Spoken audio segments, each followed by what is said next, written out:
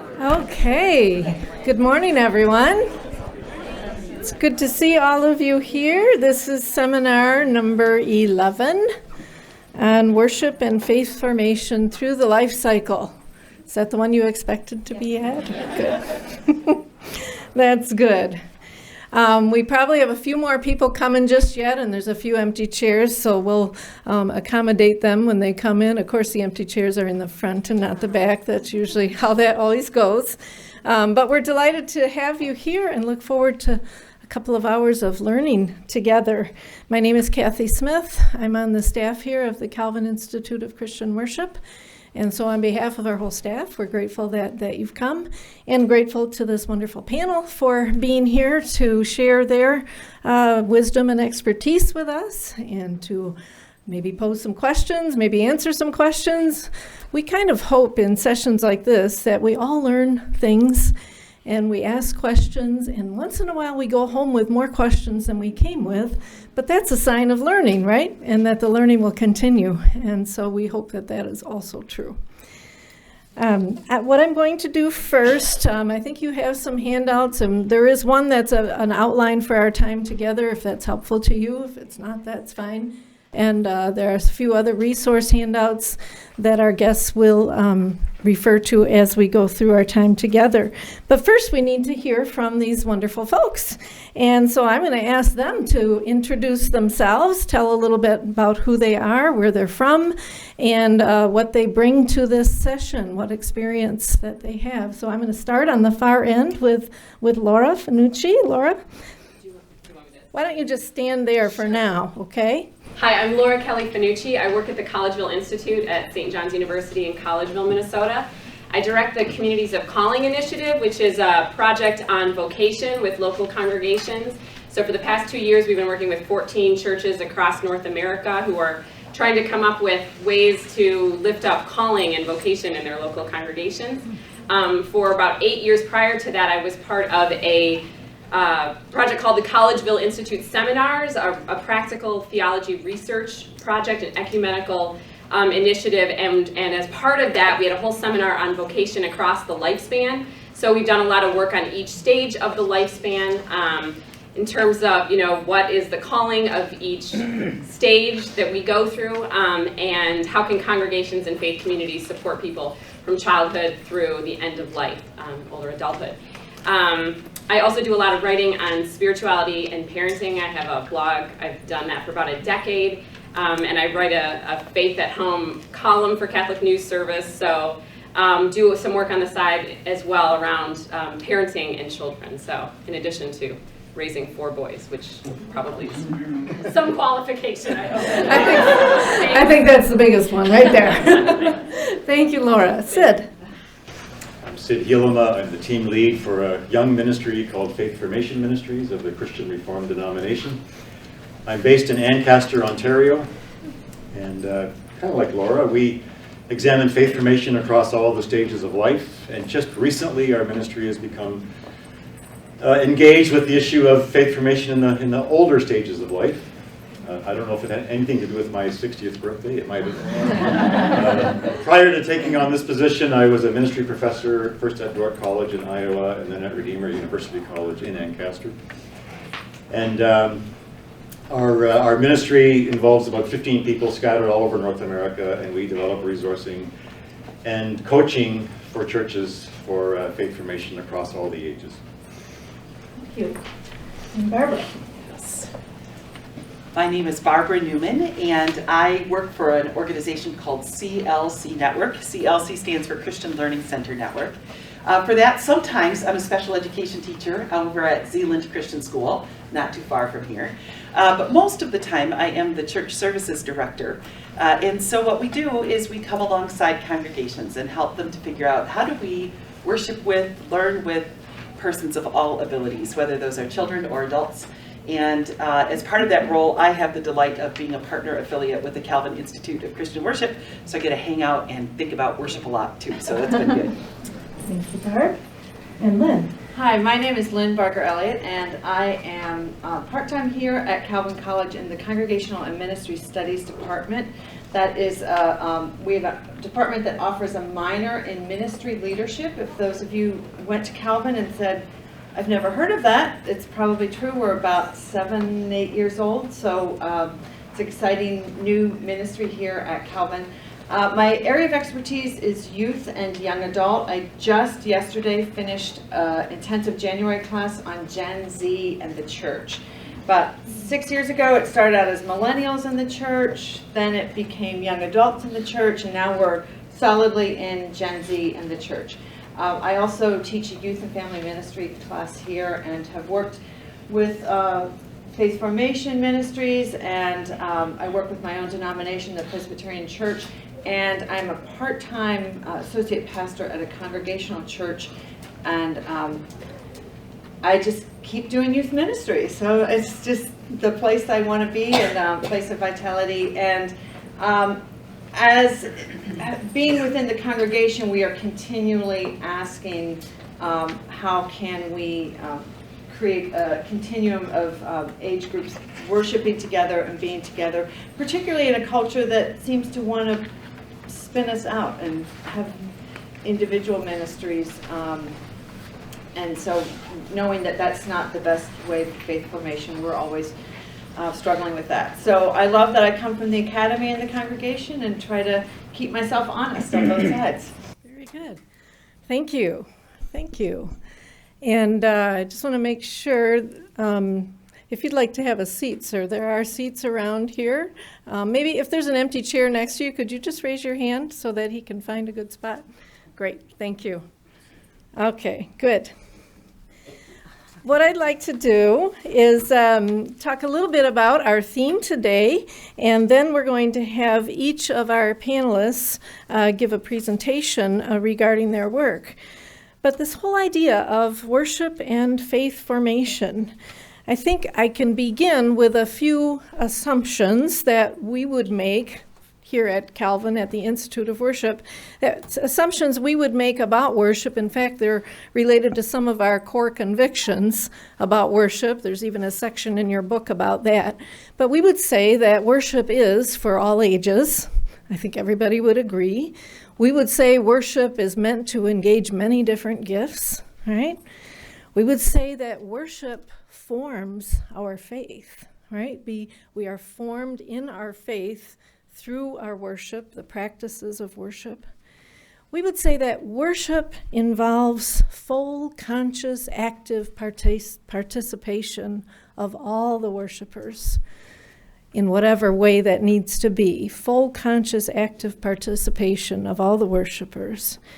And then I'm going to make some should statements, okay? Some things that worship should be, and these are also convictions that we would put forth. One is that worship should be welcoming and hospitable. God welcomes us to worship. We should make sure all people are welcome to our worship, right? Another should statement. Worship should recognize different learning styles and sensory perceptions. People are very different. Worship should recognize this. Another, worship should appeal to moral and faith development, so we can learn about how this development works, and then how does worship respond to that and draw people in and develop their faith. And then this last should, worship should connect with people at various stages of life in different ways. Okay, I mentioned development. Some of you are teachers or have studied education. You've heard about Piaget's developmental stages of cognitive development, right? I see people nodding. You remember maybe learning that in school or in college. How, we start out with sensory motor activities, and then we learn language and logic. And then as children grow, they learn to solve concrete problems and eventually can deal with abstractions. Well, if we think about cognitive development and think about our worshipers, how do we plan worship that will recognize that flow, that development in the different ages? Or if we think about other types of development. Erickson had these stages, he called them life stage virtues, right? So very young children, infants, are thinking about trust and mistrust. Well, instinctually, maybe not cognitively thinking about it. And as they grow, they become more autonomous, and they learn about love and about guilt. They learn about wanting to be competent. They learn about wanting harmony. Those are many times our preteens and our teens. They want harmony. They want to get along with their friends. They learn about intimacy and being alone, whereas being in community. And then as we grow into adulthood, we think about generativity and sometimes stagnation in our life. Sometimes we think about middle-age crisis, right? And then we get towards the end of life, and the stages talk about the difference between integrity and feeling satisfaction in life, or a despair of how did my life go, or how did it get away from me? Again, think about how worship can recognize these different stages that we go throughout our lives. And then we've got a whole congregation that's at all different stages, right, at the same time. Or we think about moral development, how young children understand obedience or punishment and are pretty self-interested. But as they grow, they learn to care about others. They learn to care about the social order. Teenagers can be extremely concerned about social justice in this world, right? And then eventually, as adults, hopefully we bring that together. We care about ourselves, we care about others, we care about society. So we go through, again, these stages of moral development. And then there's our faith. Our faith is developing right along with all of these things. Faith that we first, as infants, in some way have a sense of God and of caring through parents.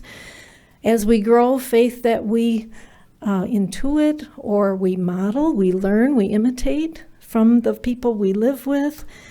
And then eventually, we sometimes question that, what we grew up with, and either go away for a while and hopefully come back, or recognize finally that this faith we learned and then questioned is real, and God brings it in a way that we affirm it and grow into a productive adulthood of encouraging that faith in ourselves, in our families, in our friends, and hopefully coming to the ultimate stage of faith development where we, really are understanding God and becoming more and more like Christ if we are Christians.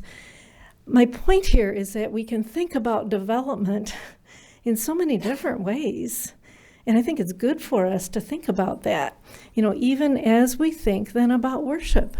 What does that mean for worship for children? That we know this about their development. And how can we help move them through the stage that they're in? What does this mean for preteens and teenagers, and the fact that they care so much about things and yet they don't want to be different? They're questioning and they're affirming. It's beautiful. I used to teach high school. Love those teenagers. Thinking about our adults who are facing a lot of issues and going through crises and wanting to be productive, and for some it goes great and others have challenges.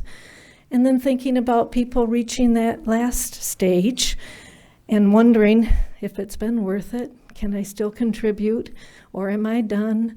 How do we affirm those folks in worship? How do we include all of their gifts? And then we have to think, and Barb is going to help us with that, think about how through all of these stages, we have different abilities and different capacities. Right? And recognizing that some people who may appear to be elderly have the development of a very young person, right? And so how do we recognize all of that? And maybe it is that when we're ministering appropriately to the younger age groups, we'll notice that we're actually ministering quite well to some older age groups too. And maybe we can even put them together and help them learn from each other.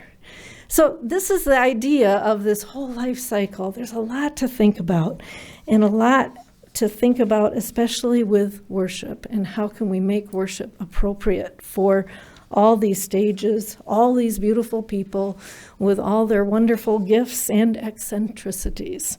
That's the way I like to talk about church people. They have gifts and eccentricities, don't they? And we love them, and God loves them. So we're going to hear from our panelists, and we're going to start with Laura, because we're going to go through the life cycle, and I'm going to ask her to come up to the mic now and speak to us a little while from her area of expertise. Thank you. Wonderful. Well, as I said before, much of my work in theology and ministry has centered around this concept of calling. So this theological idea of vocation, right? That we're each called by God in different ways throughout our lives. And as part of our work at the Collegeville Institute, we've had several ecumenical interdisciplinary research seminars on different parts of vocation. And I mentioned that one of them was on vocation across the lifespan. And that group produced this book that I just wanted to tell you all about, Calling All Years Good, Christian Vocation Throughout Life Seasons. So this book looks at each stage of the lifespan and lifts up kind of the challenges and the joys that that particular stage of the lifespan brings to the Christian community, and how churches can engage the needs of people at each stage through the lifespan.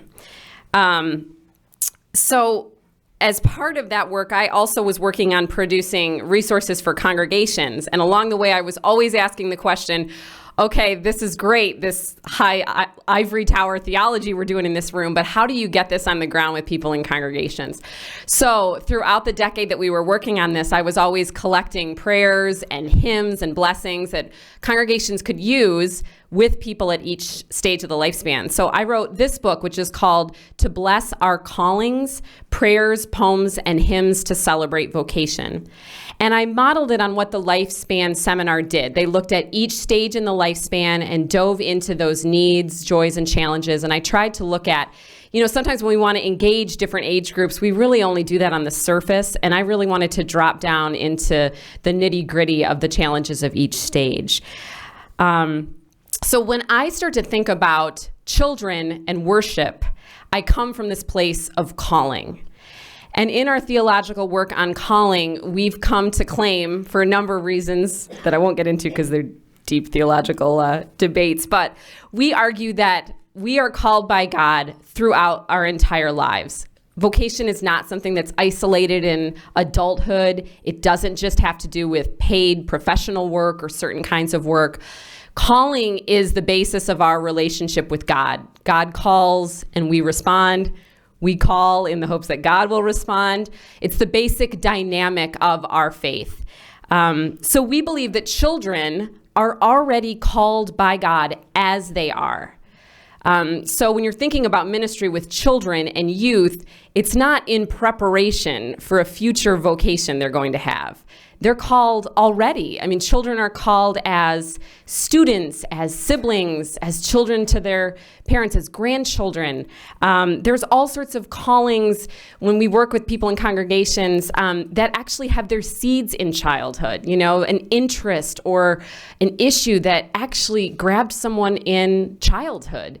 So God is actively engaged with children as children.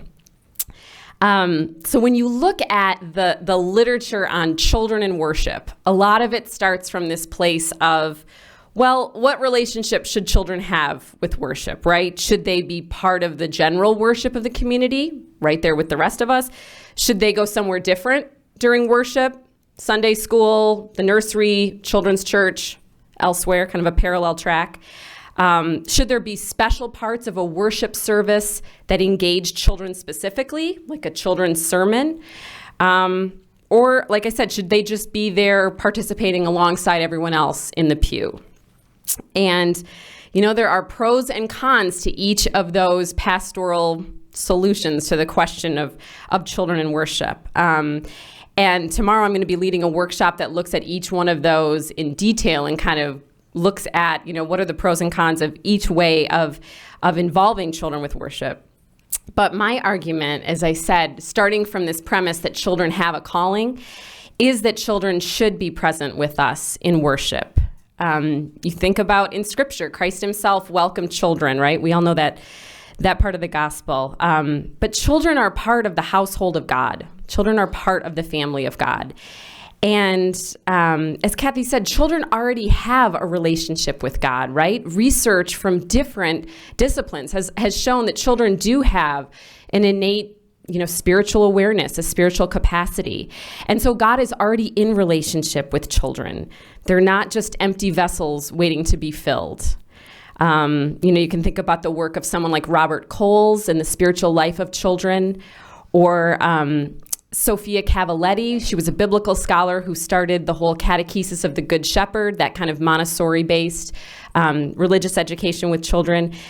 Again, this idea that children already have a relationship with God. How can we come alongside them as adults in their lives and help that relationship to grow, to sit with their questions with them, to give good resources that will nurture those seeds of faith with them? And again, there's this idea that like all Christians are kind of formed into the way of development of discipleship, through the power of Christian practices. We'd argue too that those same Christian practices like prayer and sitting with Scripture and sacraments and mission, all these Christian practices are formative for children as well. So how can we in congregations start to think about how we include children within those formative Christian practices? Now, of course, as both a researcher and a parent, I know that two big arguments that arise as soon as you start talking about children in worship are noise and behavior. So let's just tackle those head on. In the question of noise, I would love to lift up the work of my colleague Joyce Mercer, who wrote a book called Welcoming Children, A Practical Theology of Childhood. Welcoming Children, it's a wonderful book, and I wanted to lift up this quote of hers. She said, congregations generally view themselves as child-friendly places. At the same time, however, many congregations demonstrate that they do not, in fact, want children to be present in worship, the central gathering of the church's life. They express this ban of children through their adults-only styles of worship and through the disapproving words and glances that they give to noisy or disruptive children. I need make no explanation because you're all thinking of all the times you've had this happen, right? So, for many adults, worship may be the one time of quiet and stillness in their week. So that bumps up against the reality that children are not generally quiet and calm for long periods of time. So in Joyce's book, she says, that reality, quote, leads to the tendency to view children's presence in worship primarily in terms of noise. It also falsely construes worship as a clinic for addressing personal needs, such that the needs of adults and those of children are placed into competition with each other. Perhaps the real issue here lies in an expectation that worship is supposed to be an easy, orderly, and harmonious encounter among people who have similar ways of being and acting. So that's prophetic on a lot of levels, I think. So there's some thoughts on the question of noise. The question of behavior, I think concerns about children's behavior or boredom is what often leads us in congregational life to think about how we would remove them from worship, whether in nursery or Sunday school or children's church. And children do worship differently than adults, right? I mean, they're engaged in all their senses. They move with their bodies. They ask questions when they're supposed to be silent. But children remind the whole congregation that worship is called to be a full body experience, right? And research finds that people of all ages engage worship in a more attentive and engaging way when their multiple senses are engaged. So there was a great research project called the Children in Congregations Project. And one of their findings was actually that there's particular kinds of music that engage both children and adults more because they do combine movement and music. So you think about certain traditions where swaying or clapping is more of, a general practice in worship. That's engaging to both children and adults. Bell choirs. I mean, think of that. They're making music and there's movement. They're grabbing our attention for that very reason. So I think children can remind us in that way about what are the ways that our particular traditions engage both music and movement in worship. And another point I'd bring up is that adult assumptions about kids' boredom aren't always accurate. A lot of times you'll see kids coloring in the pews and you can do that, I don't think they pay attention. Actually, a lot of children, this same research project found, that's their way of engaging. That's their way of paying attention. That's how they're processing. We too as adults start daydreaming and counting the number of bricks on the ceiling or looking at the stained glass window, but maybe that's helping us to kind of process what we're hearing. So again, children have different ways of engaging with the holy. And when we think about in our congregational tradition, what is our basic understanding of worship? Are we there to be entertained? Are we there to get something out of it? Or are we there to worship God? And maybe that's a little different, a little messier, a little more of the community than just one-on-one quiet time with the Lord, right? So I think part of the calling of the local congregation is to think about, in your context, how do you welcome children as they are, with the gifts that they already bring to the Christian community, that vitality, that energy, that asking big questions that actually all of us are asking too about God and death and the way the world works. So I just leave you with a few thoughts about this question of how do children worship best? I think children worship best when there is a place prepared for them, when they're called by name, literally by their own name. Children worship best when they are part of the preparation and the leadership of worship, so that those who prepare for worship include the needs of children and their concerns. They invite their involvement when appropriate. I mean, that's how we apprentice people into the Christian way of life, is inviting them to be part of the leadership of worship. Children worship best when there's music and movement that does allow them to express themselves and worship God. So not that the whole worship service has to be tailored to any one group's needs, but that there are moments that can speak to children and allow them to express themselves. I think children worship best when our Christian symbols are present in the fullest extent of their symbolism, whatever that means in our tradition. So I think about, in our church, we baptize babies with full immersion, and the kids come right up to the font, and that naked baby getting lifted up and dunked right into the water, they're just enraptured. That's a lot different from my own baptism, which was after the service and was a couple of drops of water on the head and nobody saw it. So thinking about, those beautiful symbols we have of oil and water and bread, how do we bring those into worship in ways that are really engaging for all the senses, for adults and children? I think children worship best when we embrace them as children instead of expecting them to act like tiny adults.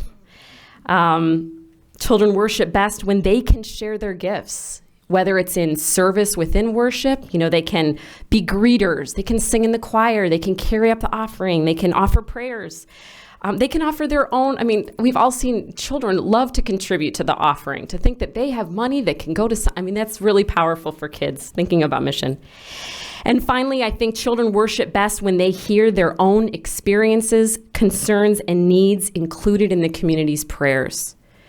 So in this book that I wrote on prayers for calling, when I thought about children, I thought I've seen times in worship where when a child's needs are lifted up, about children whose parents are going through a divorce, children who've experienced a death, you can kind of see the kids in the congregation perk up, like, oh, they care about what I'm going through too, like kids are important in this place too. So whether it's prayers of the people that lift up the challenges that children face, whether we bless milestones that kids are going through, the start of a new school year, blessing new drivers when they get their driver's license, including hymns that speak about children. Or I think hearing the pastor give examples from his or her own childhood or from, being in ministry with children, all of that within the sermon is really powerful as well. So I think there's ways that thinking about the ways that children worship best are also quite revitalizing for our own worship as adults in the Christian community too. So thank you. Why don't you stay here a moment, okay? Yeah, thank you, Laura.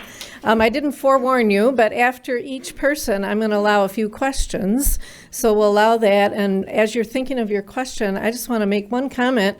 In my congregation, one of my biggest challenges, but also biggest joys as a preacher, was they had a rule that, the kids, like second graders around that age, they all had a notebook in the back of the church that they could pick up.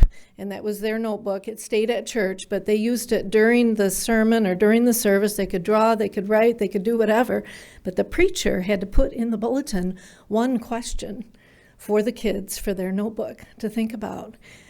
The challenge for me was, crystallize my sermon down to one question that will resonate with a first or second grader. It was a wonderful practice, but the best part was after church, and I'd go look in the notebooks and see what they wrote and what they drew, and it was amazing. So there's just one little practice for you.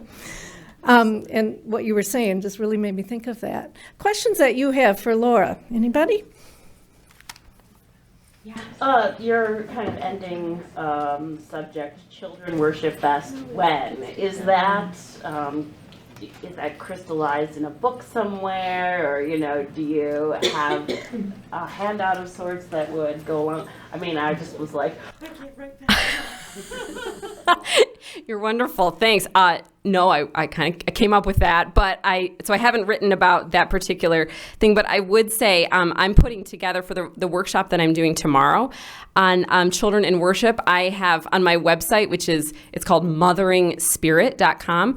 I'm going to be building a whole resource page that's going to go along with that site, which should hopefully be up tonight if I could get the glitches going on it. But I thought of pulling some of that in there. So thanks I can definitely put that right on there so you can go back and reflect on it. Yeah, absolutely. Because I do think, it's a good refrain for us to think about with each of these groups, right? Because when we think about how these different groups worship best, truly, I think all of those suggestions as I was pulling them together, I thought, actually, I think I worship better when all of these things are going on too. So thank you for that. Yeah. Can you say that link again? Sure. So it's motheringspirit.com. And I have a resources section up there where I'll be adding some of this as well. Thank you. Thanks. Yes. The author of Calling All Years Good and the author of Welcoming Children. Yes, the author of Welcoming Children is Joyce Mercer. She's now at Yale Divinity School. And this book is, it's an edited volume. So you can look up Kathleen Cahalan, Cahalan, and Bonnie Miller McLemore are the authors of that. If you'd like to come up and take a look at it afterward too. Yeah. Anything else? Yes. Do you have any specific strategies for how we get the entire congregation on board with the need to really welcome and nurture our children so they're not a disturbance? Yes, absolutely. So I've seen different things that congregations have done. I hate to default to this, but I do think that what the pastor does and says is a really important model. So I have been in worship services where an unruly child gets a real disapproving look, or a pastor gets flustered during preaching. I've also seen where the pastor, without skipping a beat, can say, listen to those kids in the back. Listen to them praising God in their own language. Isn't that great? Thank you for bringing your kids to worship today. So I think hearing that over and over again is a really powerful, it helps to shape everyone's understanding of the place that children have in worship. I've seen, writing about it in the bulletin, just kind of bringing this up and putting this before people's eyes that, yes, sometimes it can be challenging when other people, and not just children, can, disrupt our experience of peaceful worship, but thinking about the gifts, the diversity of gifts that the Spirit has given to our community, that we do want to be a place of welcome. I think even having like a welcoming a sign or something right in the pews, that I've seen examples of this that parents will share pictures of on the internet, like, this is so great, this church saying things like, don't worry if your children made noise, this is how God created them, we're so glad you're here. We do have places if you've got a fussy child that really kind of needs to calm down, we've got this nursery or crime room, but we welcome you to come back to worship. I think things like that, gets it a visual before our eyes, and to hear the pastor continue to say, I'm so glad that children are here. I think some of those strategies are really simple, but can be really effective. It's a great question. Thanks. Was there one way in the back? Did you have a question? That'll be our last one. Yeah, I had a issue, sorry, reformulating my question. That's okay. Okay. But in my experience and also in my study that integrating children in the worship service hasn't really been an issue. I don't know. I guess in the traditions I'm talking about, like Negro spirituals, swinging, clapping, has always been a characteristic of our worship. And also praise dancing, miming has been practiced for decades. Which congregations are we talking about? Yeah, no, it's a great, I would say there are traditions and there are particular congregations that do this really well. I would say, some of the mainline Protestants, Catholic, Orthodox, there can be less of a welcoming attitude towards children. So I really think it is a time that we need to learn from other streams in the Christian tradition. So I think you can see a real range, I think, within each part of the Christian tradition. Even within local congregations, there are some that do it really well, and some where you just know if you bring your child there, you're just not going to be welcomed. So I've kind of seen in different areas that can fall in really different places on the spectrum. So I think you do make a great point. There are some traditions that do it quite well, and we really do need to learn from that and examine what are our own beliefs about who's welcome in the worshiping community. So thanks for lifting that up. Okay, thank you, Laura, very much. Now I'm going to invite Lynn to come and talk to us about the next stage. I kind of just want to insert youth into everything that you just said, because so much of that also applies to really all of us. I think we all need to, anybody would appreciate that. My church has a tradition of doing a children's message, and I've never had a child come up and say, wow, that was great.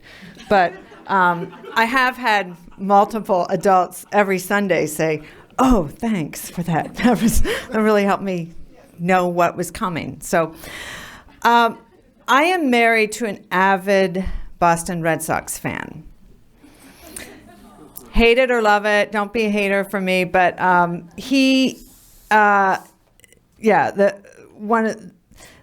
the first full sentence my kids learned was, we hate the Yankees. And I said, Mark, you can't say hate, that's not okay. And he said, it's okay in this situation.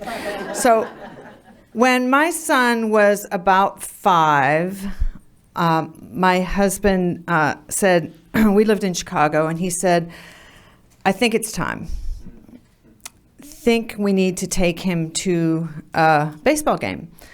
And so I had younger kids at home, and so I got the tickets and found the day, and I was excited. Brendan was so excited to be a part of this and to go to something live that he knew his father was really excited about. And we set aside the day, and I had distractions for my girls, and they went.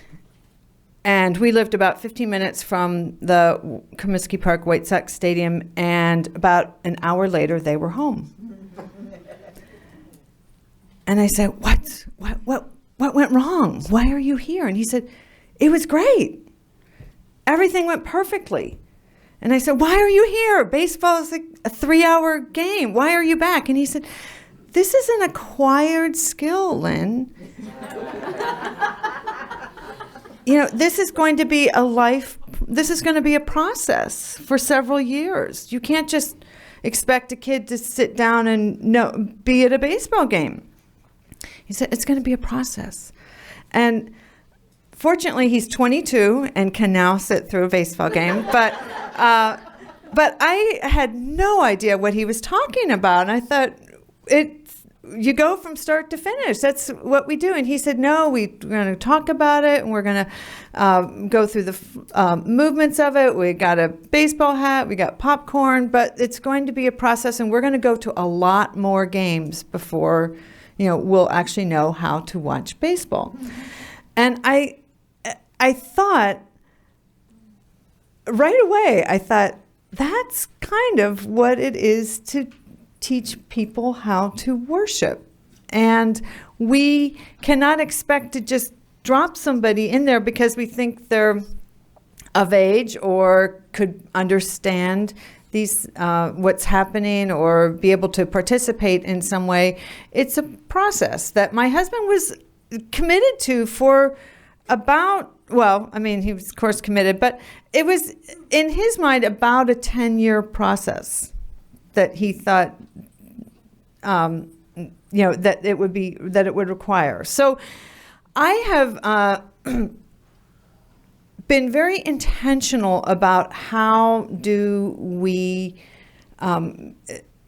train people, how do we give children and young people and young adults and older adults, how do we give them the skills and the cues to help them be a part of our worship services and to participate and to understand what's happening and to be able to worship, be fully present and worship with us. And so I've seen this. I used to think, when my own children transition in, this will happen about 5 years old, and then I will teach them how to do it. And now as I have teenagers and then young adults, and then as I've talk here at Calvin about understanding how to participate in worship, now that I have parents that are parents of kids in the youth group or parents of kids who are being confirmed, they'll say, I'm not actually sure I know what's going on here either. Can you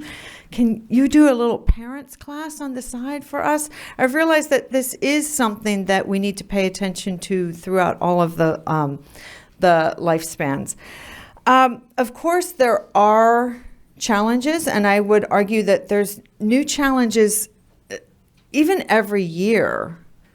Our world is changing so quickly that what wasn't a challenge 2 years ago is a challenge now. Now, of course, the main challenge that we would think about is everybody's walking in with an iPhone or some kind of phone. So we have distractions right here in our midst. And I'm just coming out of this intensive class on Gen Z in the church, and most of them agreed that there should be no cell phones in church, which I thought was interesting, that they thought it was a distraction. And then I brought in, a couple weeks ago, I was going through my sanctuary and cleaning up some things, and I found this very elaborate grocery list created on a piece of paper with a pencil.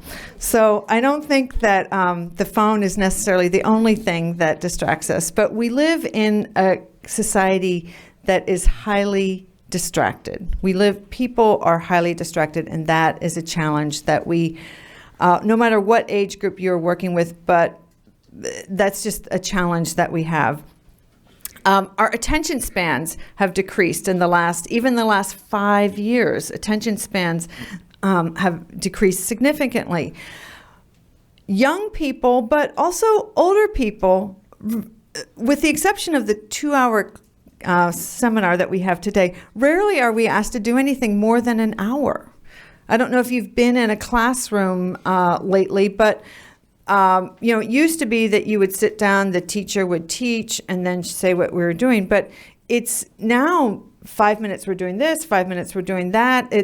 There's a lot of different movement in the course of what they are doing for the 45 minutes to 50 minutes. So we are rarely asked to do anything for 1 hour, to sit in one space, one place, next to the same people, and just stay there. That's unusual. Another challenge, of course, that I don't need to tell anybody about is that we are busy. I do have a high schooler. I don't think I've ever gotten up as early and gone to bed as late and packed as many activities into one day and every weekend as it's not that they do this without me knowing it. I have created their lives for them. So I have created a life of extreme busyness, and they have a very high capacity to do that. But there's a challenge that we are dealing with an extremely busy population, and youth are somehow, we've decided that they should try everything, and they are, I think, over the top busy. We are also in a culture where we gauge what we're going to get out of it. And we bring that to church. Is this going to be worth my kids' time? Are they going to get something out of it? If they participate, then I think they will get something out of it. But if they are going to sit in the pew, are we going to get something out of that experience? And that is a question that I get over and over again, and something that I'm aware of when I'm thinking about youth in worship. Another challenge that we have is that we have this wonderful, rich, deep language and ritual that in many ways makes no sense to anybody, but we need to be sense makers of that. We need to be meaning makers, because the language that we have has come from generations before us, and it will continue to go forward for generations. But it's rich, it's meaningful, it's uniting, and yet it's our job to continue to reinterpret that. And that's a challenge that is there. It's a challenge that I've seen many churches kind of rework or say, we're going to toss that out. We don't want to seem dated. We're going to come up with our own words. But I've kind of gone back to a strong commitment to our native language as Christians and our rituals. And again, kind of a sports analogy. When my kids, I had a kid come home with who was taking sailing lessons, and another child came home with lacrosse. And the language and the rituals that they do, and the understanding that they have of the rituals and the language that they came home with was completely foreign to me, and yet they needed to learn it in order to be a part of that team. And once my kids started doing sports, I became highly convicted that I need to cling to the language of our ancient faith, and also the rituals, because they have the capacity to be able to grasp that, and they have a deep yearning to be able to find meaning and to become meaning makers within our community of faith. So that's a challenge, but also an opportunity that I would that I cling to and am highly intentional in my own ministry. Developmentally, young people are moving out of looking to their parents and grandparents, their family structure, for understanding what is true and understanding what is trustworthy. And they are moving outward to concentric circles to look at who are the people that my parents and grandparents trust and look to and learn from, and how can I look to those concentric circles of people and understand who it is to be a Christian, who it is to be a faithful person in this church community. Even though I don't have the capacity to say, or I should say most young people don't have the capacity yet to say, this is what I believe, and I completely understand it. Most young people have the capacity to say, I like Barb, and I like what she believes, so I want to saddle up next to her. I want to try on what she's doing and see if that works for me. And so implementing rituals of saddling up to other Christians and saddling up to people within the church that are not your family is, I think, a great opportunity, and probably one of the basic purposes of youth ministry or having a youth pastor, to identify people to saddle up with. One of the things that I hear over and over again with young people, and again with this Gen Z class, and this is a paradox that Cathy highlighted earlier. They want the attention on them. It's me.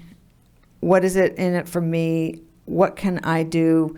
I'm an individual. I'm all about me. What can I believe? And yet they actually don't want the attention on them. They don't want something that's uniquely for youth, that has nothing to do with the rest of the body. They don't want a church that's focusing on how can we bring in Gen Z or millennials, or how can we get more high school students here. They want a church that's saying, who are we? What do we believe? What's God doing here? And how can we invite people to be a part of that? How can we invite young people to be a part of something that's already happening here? And so, and as opposed to creating a ministry that is, well, actually, I had one student say, I feel like there's a target on my back. And that did not feel good. Didn't feel good because, one, they felt like they were, being targeted, but they also said, well, what's next when we're no longer very exciting or appealing, and when we're no longer the the focus of the church? Will the church have an identity outside of their pursuit of my generation's involvement? So that's the challenges and some of my intents and visions for ministry, but also the identified challenges that I'm working with, not only with students here, but also in my own church. Thanks, Lynn. Again, I'll have an opportunity for, you can. Opportunity for some questions for Lynn related to young people and the things that she's been saying. I wonder if you could talk a little bit about Gen Z, because you've just been doing some work on that, and what you're discovering, and in particular how that impacts worship. So Gen Z, depending on who you talk to, are about the 20 to 22-year-olds, and some, 0 to 20, 22-year-olds. So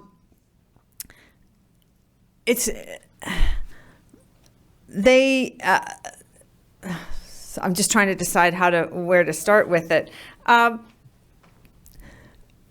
When I was a young person in church, and there was definitely a desire to maybe find a place apart from adults. There was definitely the sense that you needed to break away from older people so that you could figure out who you are.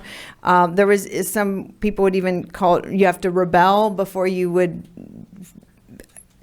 be able to discover your own identity. They don't necessarily need to rebel. They are very practical people. They are looking for authenticity. They're looking for meaning. They see adults as people that can help them do that. If you are trustworthy, they would like to be a part of that. I just, as I said, I finished this class. Now, granted, the fact that I had 22 Gen Z students here at Calvin College in January does not describe the other 79 million across the country.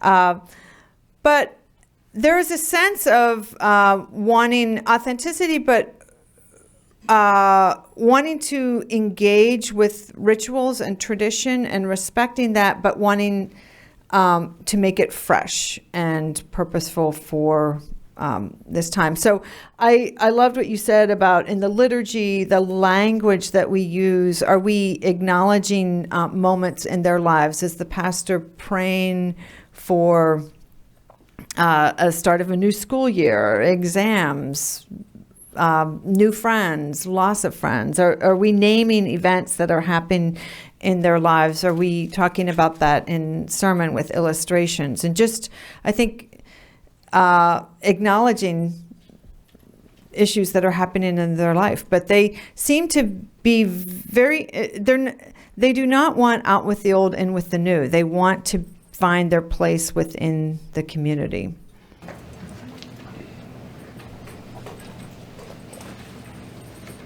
Yes.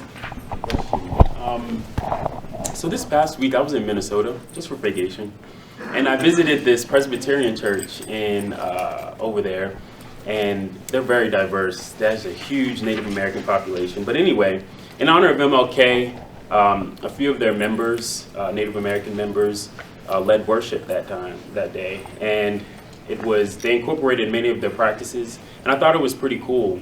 But in your presentation, you talked about ancient practices of the faith. Mm-hmm. Now, in churches I suppose you work with, or perhaps your own church, what does that dialogue look like between incorporating ancient, what you call this, the language of the ancient faith, and these current, perhaps, cultural contexts where they have their own special practices in their church? What does that dialogue look like between the two?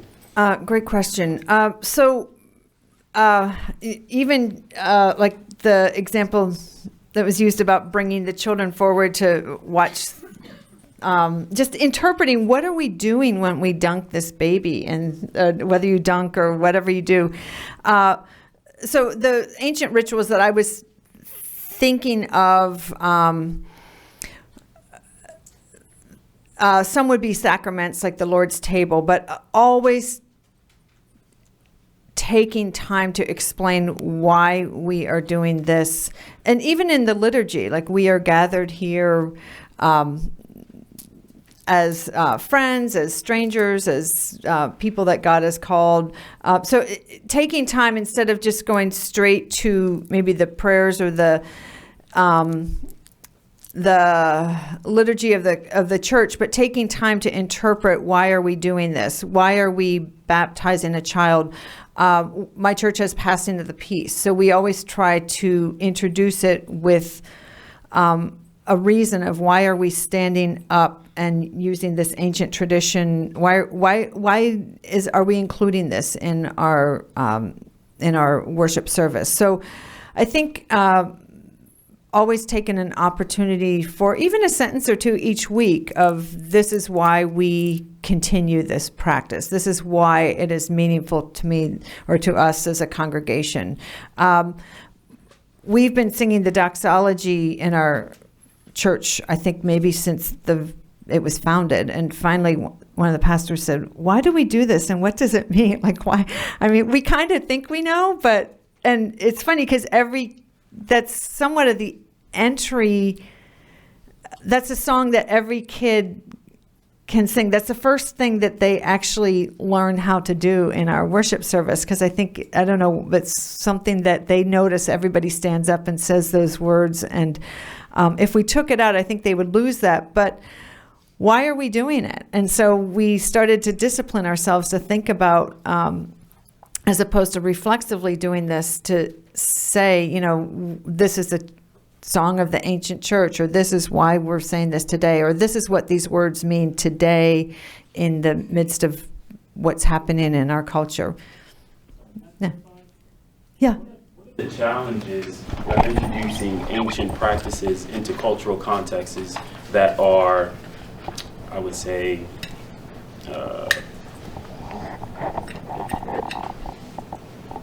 that's not the right word, but just completely distant from the ancient world. Well, you need to make sure it's meaningful, or that there's a purpose and a connection to what you're doing now. So I think I'm not sure I'm going to answer that well, but I think knowing why you're doing it and challenging ourselves to be able to articulate the purpose and meaning for doing it.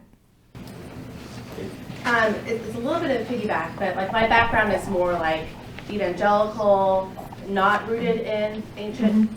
So I hear this, but I don't know now, raising up the next Gen Z or whatever, how to influence my church that I'm not in leadership of to implement or do something. Like, how do we pass on the faith when we don't have these doxology things? Right. You know what I mean? Like, have you had experience with churches that are more... Well, you probably have some rituals that you do as a congregation. So, so one of the and tell me when I need to just stop talking.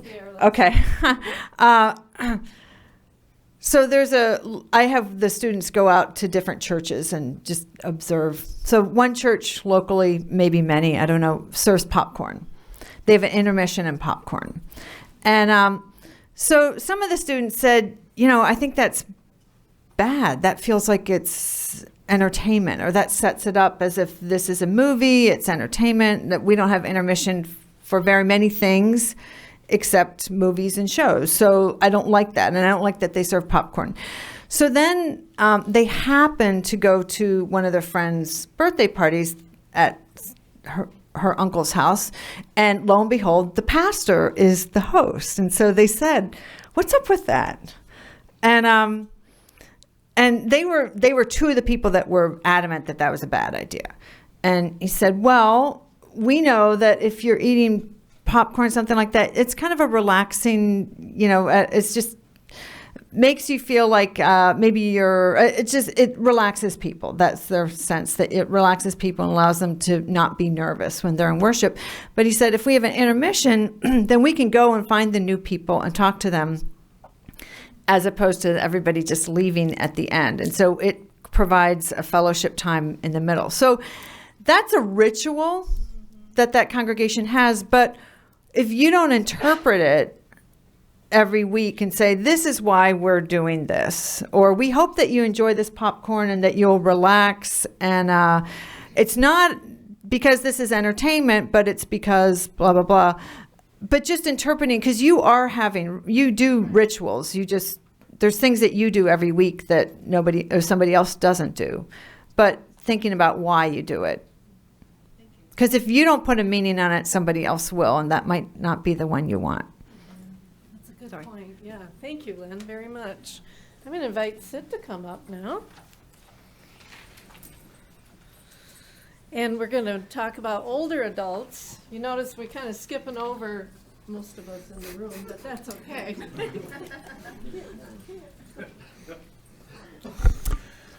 I'll be referring occasionally to a sheet in your package. It looks like this. Most of it is a chart with 3 columns, and it says Worshiping with Older Folks.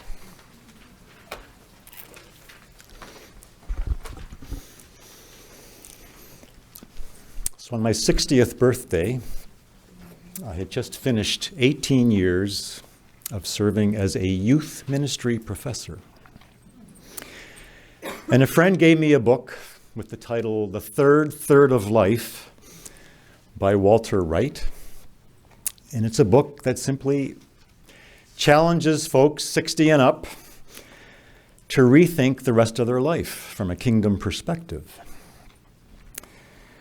That same month, the leadership of the Christian Reformed denomination asked me if I'd be willing to leave the work I had and work full-time in launching a new ministry, which had no name, but eventually came to be called Faith Formation Ministries, which is now 4.5 years old.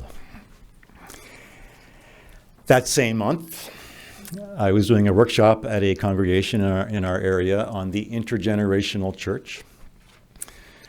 I had just been introduced, and a 70-something-ish gentleman sitting right about there put up his hand and said, "I don't trust this word intergenerational because I think it's code that means we're going to focus on children and teens." And I understood his complaint, because sometimes it is used in that way. But that's not what I said to him. Actually, faith formation is cradle to grave. And there are unique nuances at every step along the way. And I hope when this evening is done, you'll have a sense of the whole. And not that this is a bait and switch term to try to get the church to focus only on children and teens. And he was speaking from what we might call a zero-sum perspective. If we put more energy here, then folks are going to lose over there. And one of my convictions about faith formation is that when it's done well for any stage of life, every stage of life is blessed. I kind of work with 1 Corinthians 12, where Paul uses the metaphor of the body with the eye, the ear, the hand, and the foot, all needing each other, but all being unique, yet all being part of one body under one Lord and one Spirit.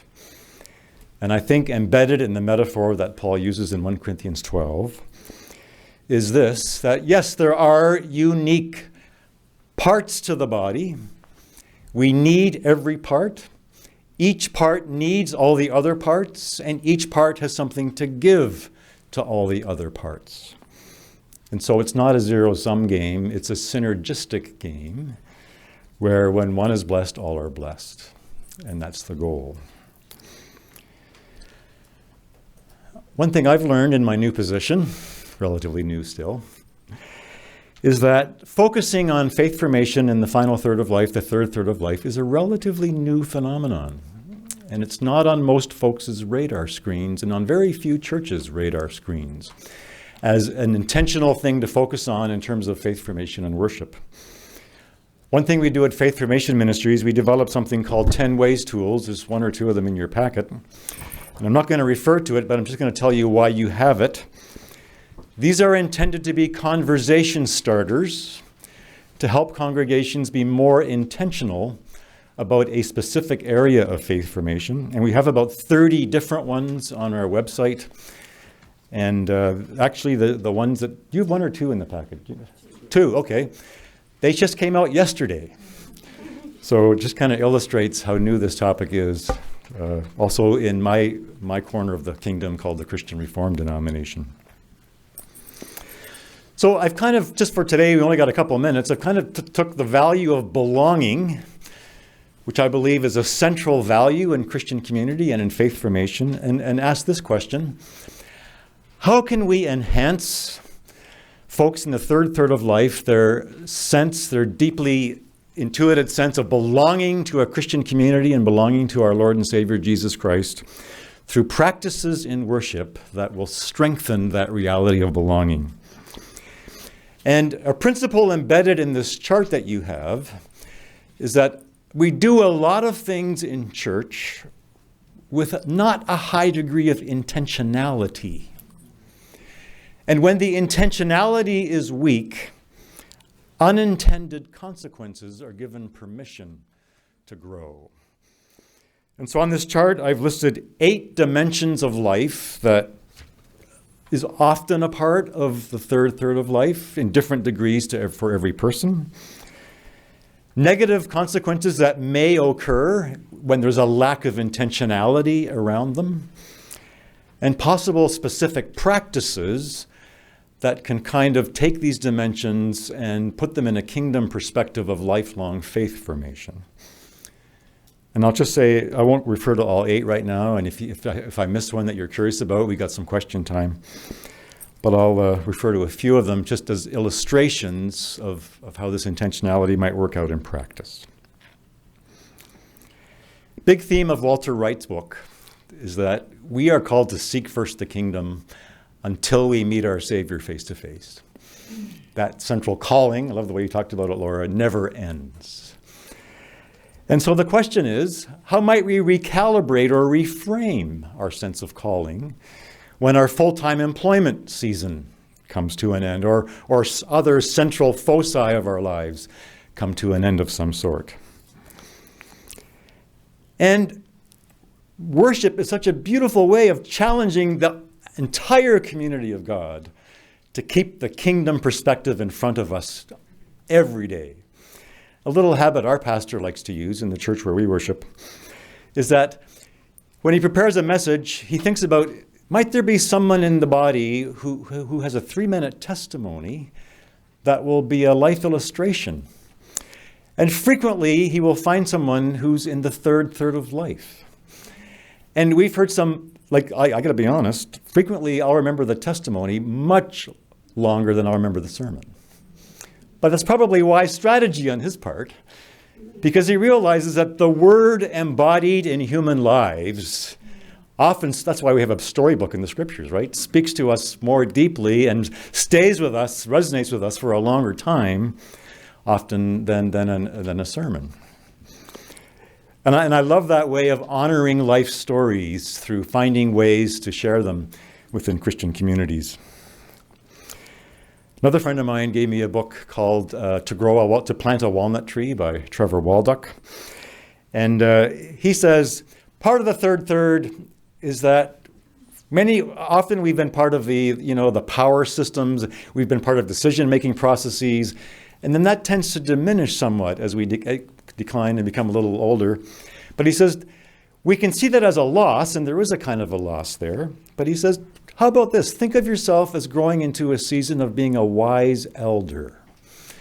And he writes an entire book on what it might be like to lean into one's identity as a wise elder. I've been part of church communities where folks who've kind of hit that stage of life have a kind of bitterness about them. And they think about the folks 10 and 20 years younger than them as really messing up. And when we were around the table and when we were chairing the meetings, well, we knew how to do it.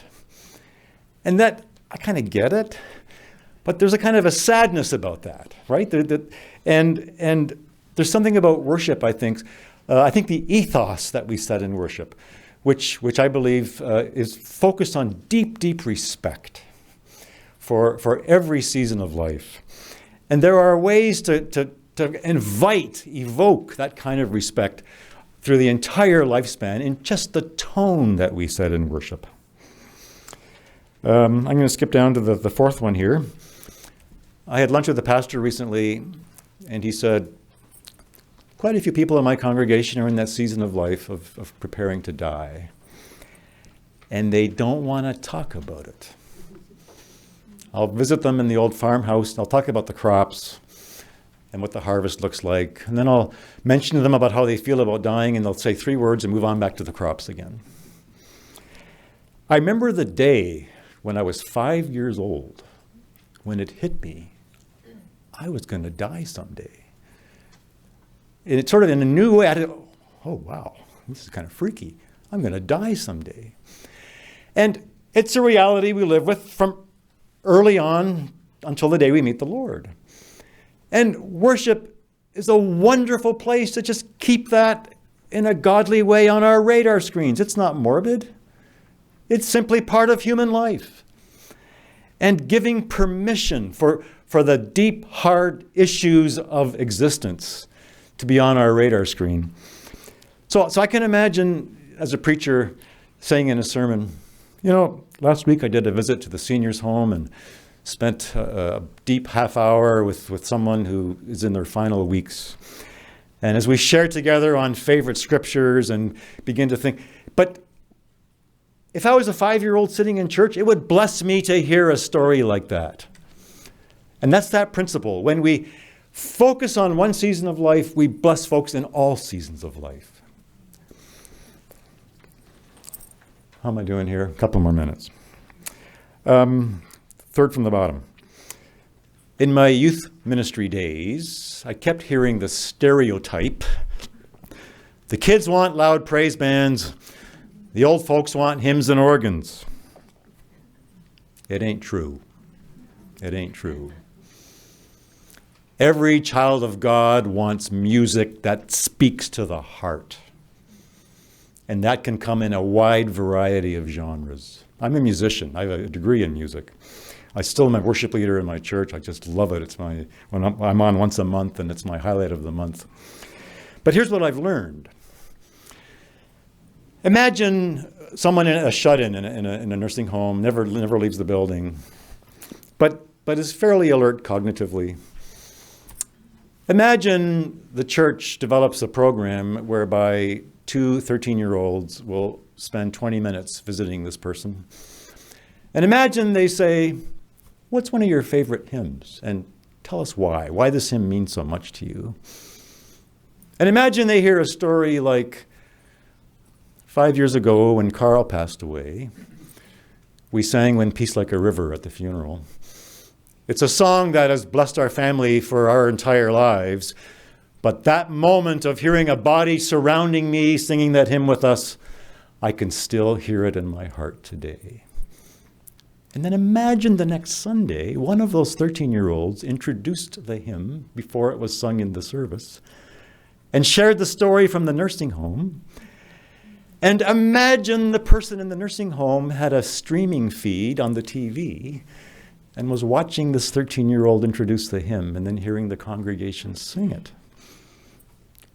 Can you see all the blessings rippling out across all the generations in that kind of a way? And here's the beauty of it. Practices are so simple. It doesn't take much to institute practices. And yet, judiciously chosen, discerned, crafted practices, even when they focus on one season of life, almost always bless all the seasons of life. Finally, the bottom line. So when I was dating my wife, she was a student here. I was not. So I came to visit her once, and I went with her to a philosophy class taught by Dr. Richard Mao. I can still remember some things he taught in that class. Phenomenal teacher. Well, 20 years later, I heard him speak at a conference, and during the Q&A time, someone said, Dr. Mao, could you describe what your walk with God is like? And he just paused and smiled, and then he said, well, I kind of see it in terms of 4 seasons. When I was a teenager, I publicly committed my life to Jesus, and I saw him as my Savior who forgave me. But then as I went through college and grad school and entered young adulthood, I realized it was a little more complex than that. He was actually my Lord. He wanted every bit of me, every minute of my life. And then as I continued on, became a professor and a husband and a father, and realized life is more complicated than I had guessed. I came to see Jesus as my teacher, who guided me through very complex life situations. And he was about 60 at this time when I heard him. He says, no, he says, I'm entering a different season. And I see Jesus as a mystery, whom I am first of all called to adore, but then under that umbrella of adoration, continue with him as my teacher, my Lord, and my Savior. Last month, the church in Granville, not far from here, had a seniors education evening, and they decided to focus it on learning the practice of the examen. A wonderful way of praying. And they thought, maybe 10 folks will come out to learn about the examen. 40 folks showed up. And they spent the entire evening soaking in this particular way of praying that's more contemplative, more a way of simply offering up your life to the Lord and say, search me, O Lord, know my heart, test me, the ending of Psalm 139. I think they were entering into a mystery moment. But you don't need to be over 60 to enter into a mystery moment. I've spent most of my life in youth ministry. I was a youth leader in our church until last year when my travel schedule just didn't allow me to do it anymore. That emphasis is present and necessary across all the stages of life. But maybe there's a certain stage of life where we have more capacity to emphasize it more fully. So you get the bottom line. Powerful dynamics at work in the third of life.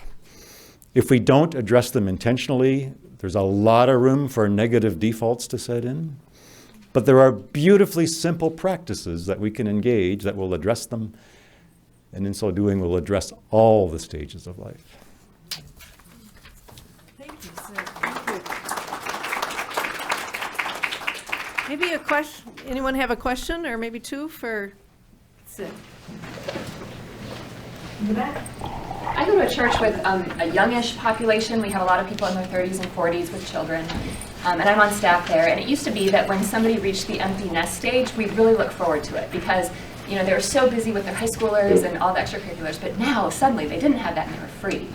We have come to dread now when people become empty nesters because our church is affluent enough that they can travel on their weekends. Now they're free, and they use that freedom to get away and do things.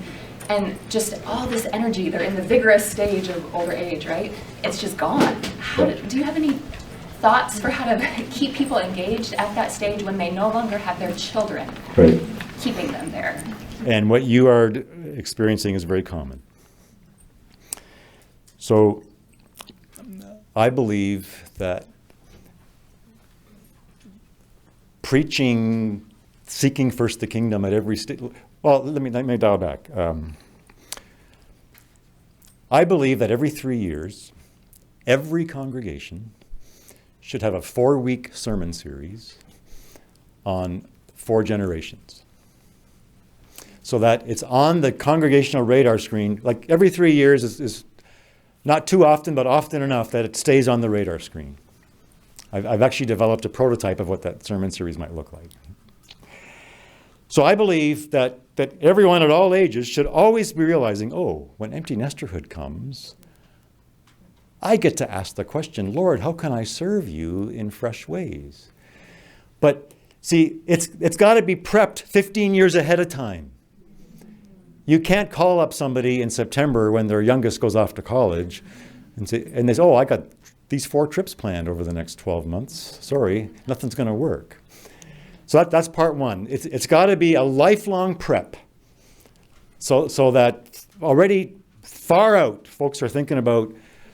And there is something about the gift of having the freedom to travel and so on, and that, but there are ways to do both. It doesn't have to be either or. So to calibrate the both and of the pleasures of empty nesterhood and the callings of empty nesterhood, that's actually a false dichotomy, because there is a certain calling embedded in pleasure as well. They're not like,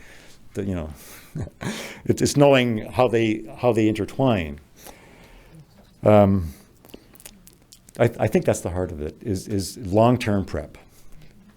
And then being creative in terms of bringing together the away time and the home time in ways that will work for folks. So for example, in our church, people teach Sunday school a month at a time. I was in a church in Pella, Iowa last week doing a workshop, and they talked about their 3rd grade Sunday school teachers were a 75-year-old couple. And the kids just loved the 75. And then when the gentleman had to go in for surgery, the 3rd grade class, unprompted, said, can we go there together and pray around his bed? So see, that's, and I find that in preaching and so on, one has to continually hold up examples like that so that people's imaginations are stretched, because the default imaginations almost always end up in the middle column on this page, which is not a happy place to land. Yes, sir. Suppose on the opposite side of influence, how do we engage or be intentional with the elderly, especially in my church, those who have to go back to work in their late 60s and 70s? Right. Well, first of all, with the increasing longevity in our culture, a lot of folks are working into their 70s. So it's a common phenomena in many different communities. Secondly, I think a big part of what we do as a church community is just recognize all the various stresses that are part of our lives, and to find ways to support folks so when stresses are such that the flourishing of life becomes suffocated.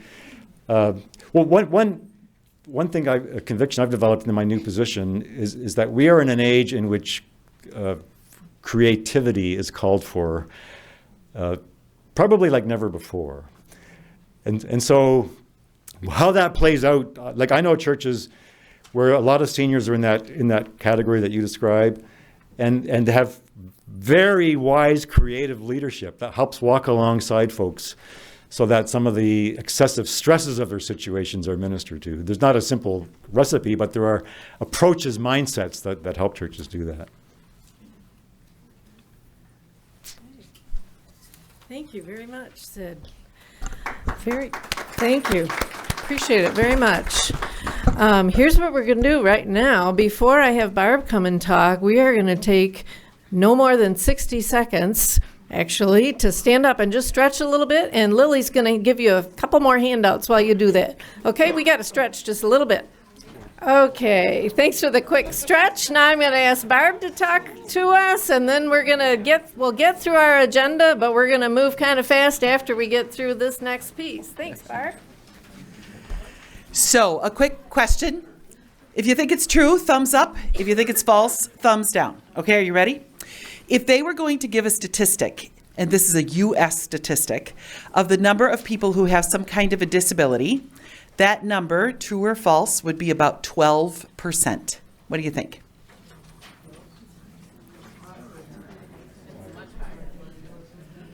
Okay, I've seen a lot of no's. You think it's higher or lower? Higher.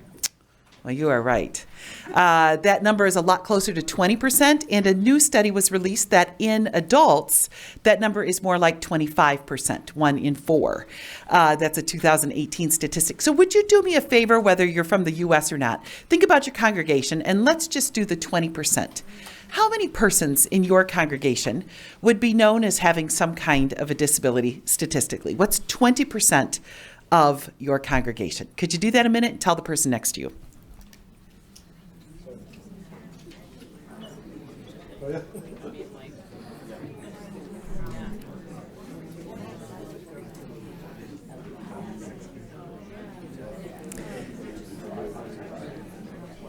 All right.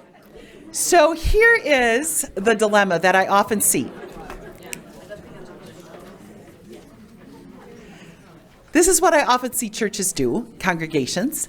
They are great. We talked about it already. People build silos of things. They build cans of things. So here's your children's ministry. Here's your youth ministry. Here's your missions ministry.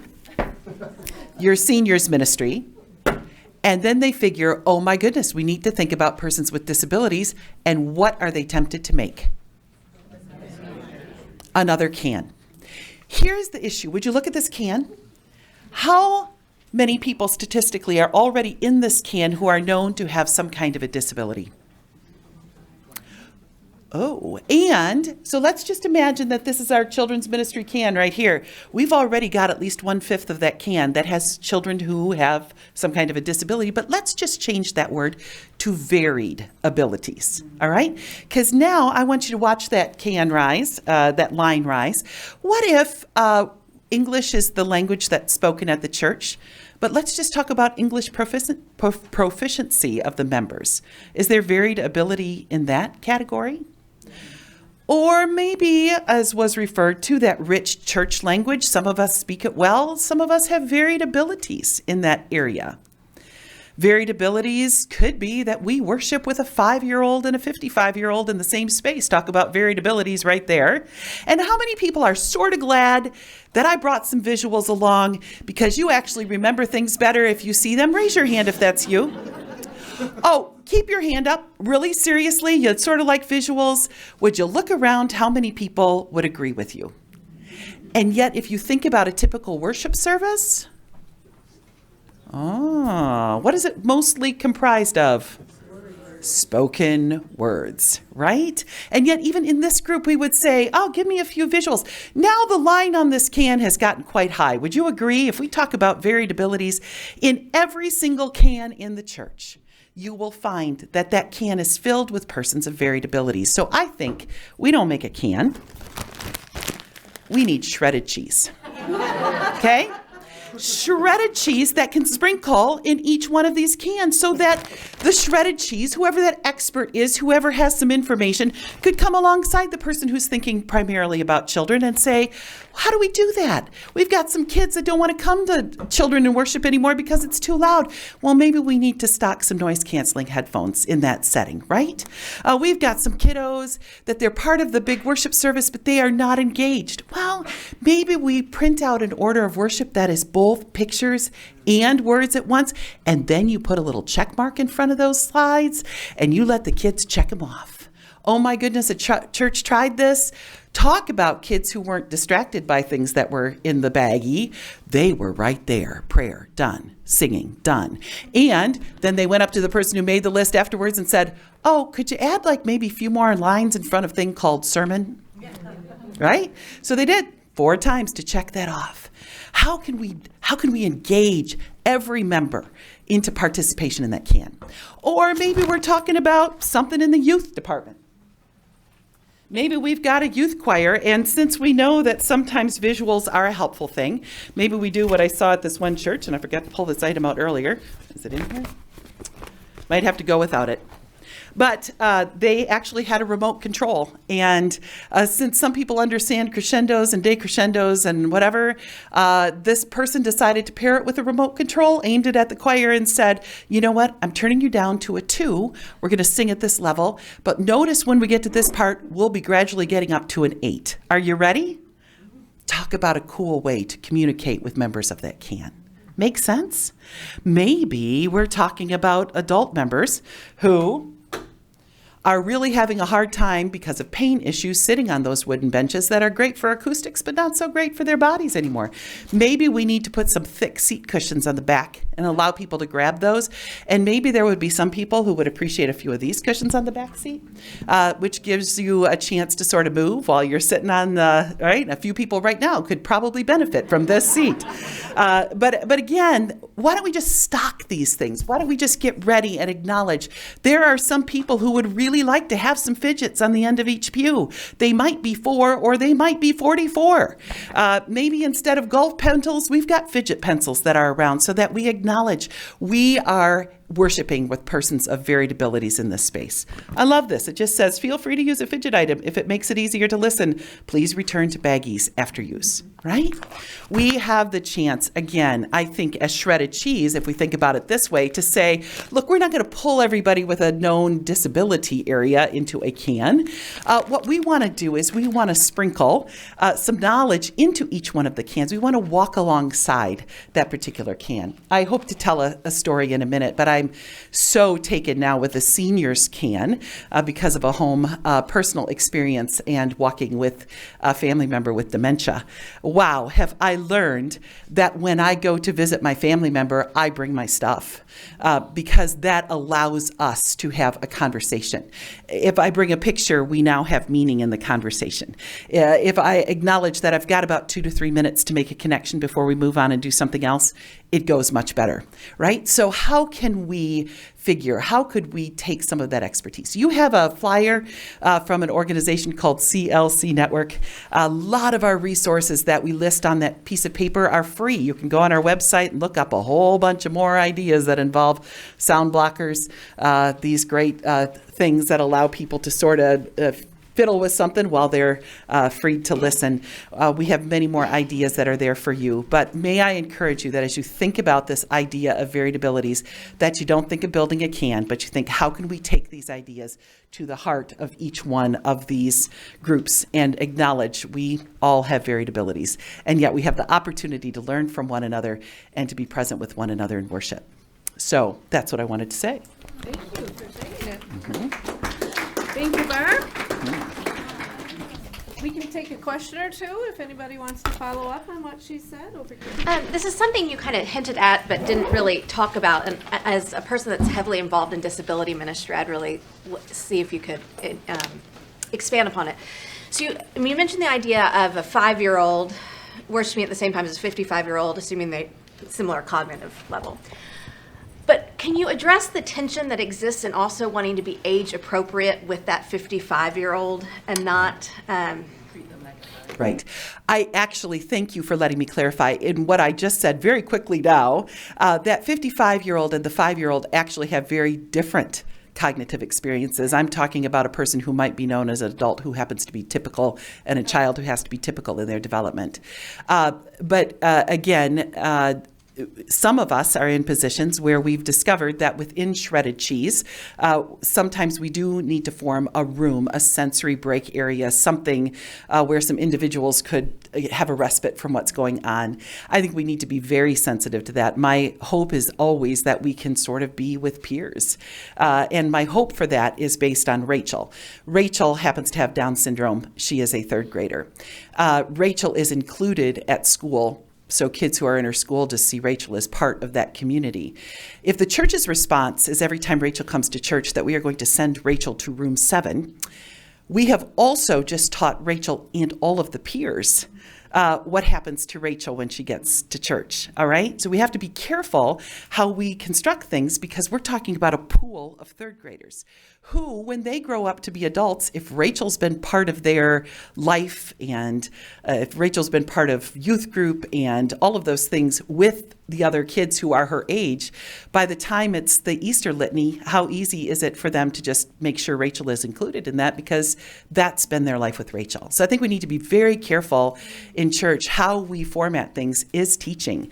We're teaching the community about that as well. So thank you for letting me clarify that. I was just thinking in an intergenerational worship service, talk about varied abilities, right? Anybody else? Yes. What you were just talking about is actually quite a new thing for a lot of places where the inclusion, but not always. I grew up with a gentleman who has Downs, who I didn't know it, but he's, about 8 years older than I am, but he was always just there and part of the group, and Richie was Richie. Mm-hmm. And we had other handicapped children that were just always part of the group.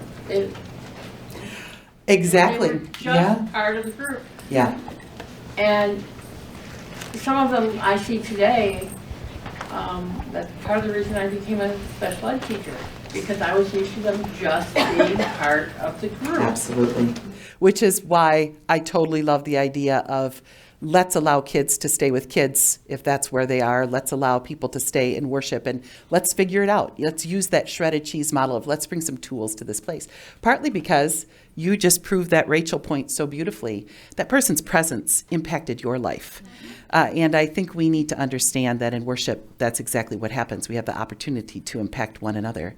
And you didn't know that this was Down syndrome Richie. You knew Richie, who happened to have Down syndrome, but he was part of the group, which I think is a beautiful thing.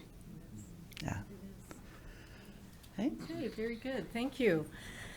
What I'm going to do now is ask our panel to answer what I call an integrative question, okay?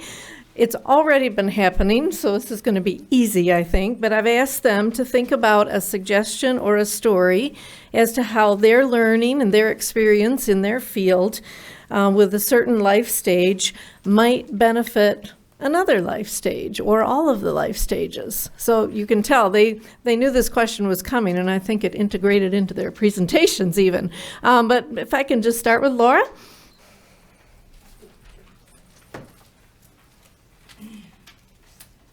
So at the Good Friday service at our church a few years ago, our family with many small children was late, and the only seats left were in the front row. So our church's tradition is that on Good Friday, our pastor and those who proclaim the word actually memorize the gospel so they can really proclaim it. And I was terrified that all our kids in the front row were going to just make a mess of this very important part of the Good Friday service, right? It was the only seats. We went down to the front. And my kids, who are the same kids who cannot sit through a gospel or a sermon or anything on a regular Sunday, sat with rapt attention for the 20 minutes it took to read the whole Passion on Good Friday. Now, it's a little different than our normal Sunday worship. So first of all, no one's reading from a book. They were proclaiming it. There were some simple gestures as they were acting out the story. There was this solemn gong that rang at the time of Jesus' death. So, you could have heard a pin drop. There were smells and bells there, right? Utter quiet throughout the church while this gospel was being proclaimed.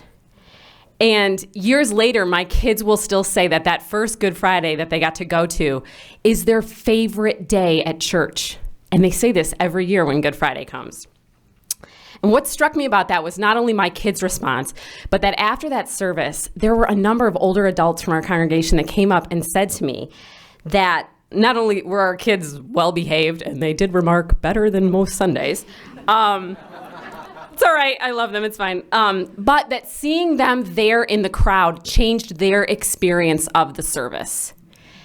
And I remember one woman said to me that she realized for the first time that what happened that day included children in that crowd.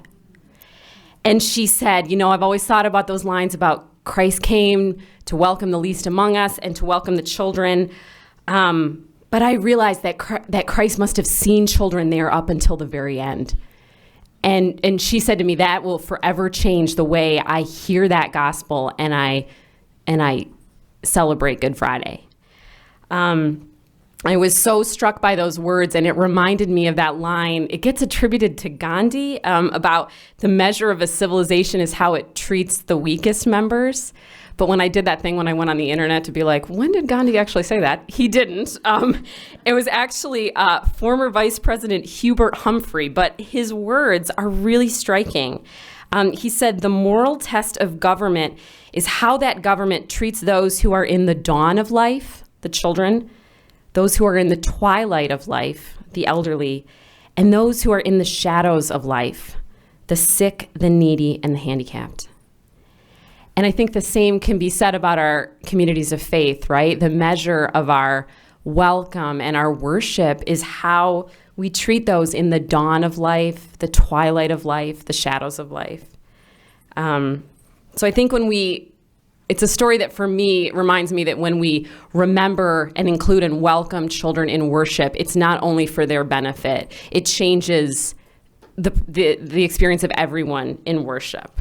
And certainly I'm not arguing that what we do on Good Friday at my church should be done every Sunday. And I definitely know that not all kids would respond as mine did in that moment, and mine have had many other times at church that did not turn out that well. But I think it's a good reminder that children are capable of responding in ways beyond our assumptions and our stereotypes. And the same could be said for every group, right? So do teens, so do older adults. We have to break out of these modes of thinking, well, this is not, kids can't be quiet, and this is a tough gospel. I mean, who wants to hear about Jesus being, tortured and killed on the cross? They were able to be in that worship at the level that they could understand. And I think that it shows how the whole Christian community does benefit from a welcome of all its neighbors and members at worship. Thanks. Thank you. Lynn, do you want to be next? My church did a sermon series last fall on the Lord's Prayer, and my husband is the head of staff, and he said, we're going to ask different ministries, different groups in the church to take a Sunday, and I'll do most of it, but would the youth be willing to preach and interpret the phrase of the Lord's Prayer one Sunday? And I said, sure. So then I looked at the preaching schedule, and we were assigned Deliver Us from Evil. And I thought, thanks, Mark. But I talked to our youth, and I said, this is the challenge that we have before us. We've been asked to preach. And I thought I would hear, oh, or just phrases, or can you do it, or why? And it was like, okay, let's do this. And so I had 5 students volunteer to preach. So for a couple weeks before, we talked about what is evil in the world, what does it mean that we confront evil, what does our faith, how does it empower us, what is the answer in Christ to confronting evil. And we had the most wonderful, fruitful conversations about that. And then we just named evil, and we talked about that in our world. And again, I talked about language, but they were able to just say, this is the evil that we see in the world, and this is how our faith girds us and equips us to confront and to overcome evil. And it was just, I was surprised what a fluid and obvious exercise it was to them that they would be asked to be a part of this church-wide, study in the Lord's Prayer. And it wasn't hard, and they had a lot to say. We also have prayer requests in our service, and as we said, is there anything that somebody's struggling with?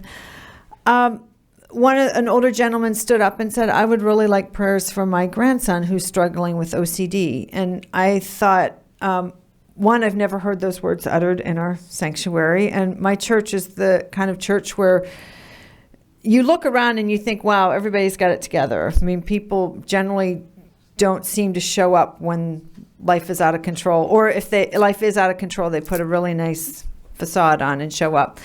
But I felt like it just opened people's hearts and ability to name some other things that they were struggling with. And it gave us a sense of that we're all in this together, and we can name things and hear things in each other's lives, and we can handle it. So it was beautiful. Thank you. Beautiful. Thank you. Sid?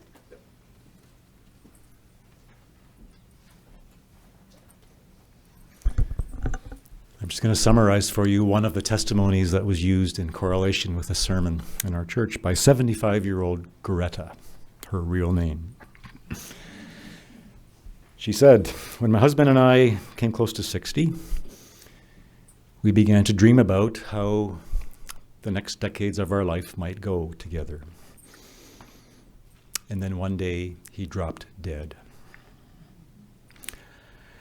After the last relatives left town, I started to pray, Lord, I had a picture in my mind of what it meant to follow you. That picture's gone. I don't have a clue who I am or what my calling is.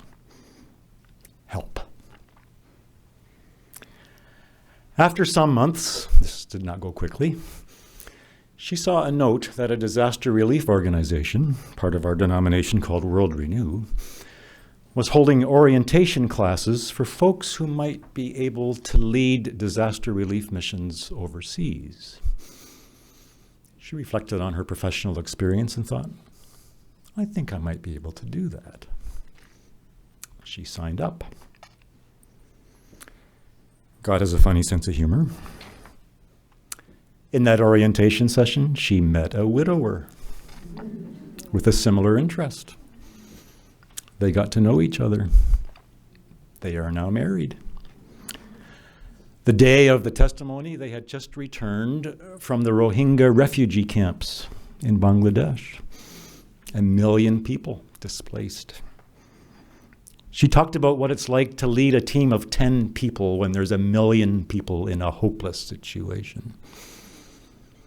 Now imagine being 10 or 15 or 55 or anywhere and hearing about coping with a sudden unexpected death, recalibrating your life's calling, God's sense of humor, and then being called to minister in what appears to be an utterly hopeless situation, and yet knowing that even those who give a cup of cold water in the name of the Lord are doing his will.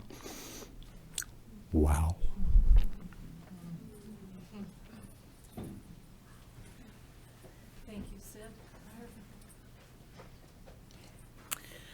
Well, I've been reflecting a lot on this area of dementia lately, and I think so often when we think of the word disability, we don't really think of all of the situations that can encompass. So let me just go through the stages. Could be infant with spina bifida, toddler with Down syndrome, elementary age child with a learning disability or ADHD.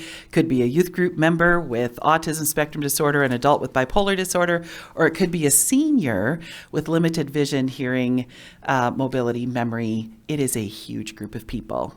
We said 20% to 25% seems low to me. Don't you think so? In fact, some of us now fall in that category just because of naming those things. But I became uniquely aware of worship within the context of my father's journey.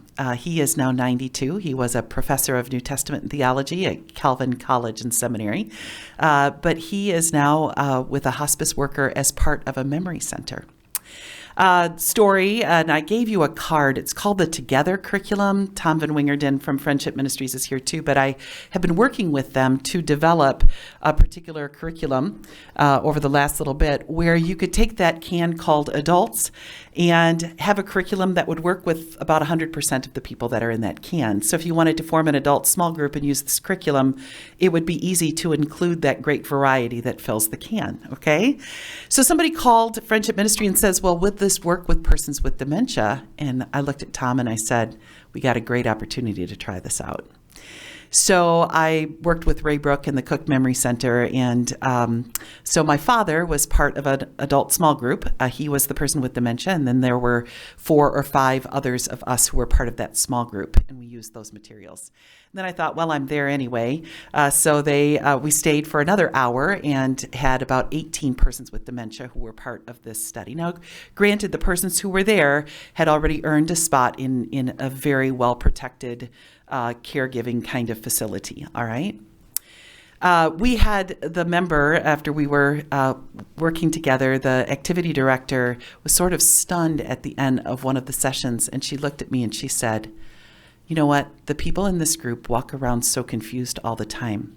I cannot believe the hour that we just spent together and how anchored people were." And I realized, and have been realizing through the last months, that it's almost like we have the English language, we have German, we have languages, and then there is something that I will just call the language of worship. And let me tell you, I felt like we all stepped onto a platform where we were on equal footing.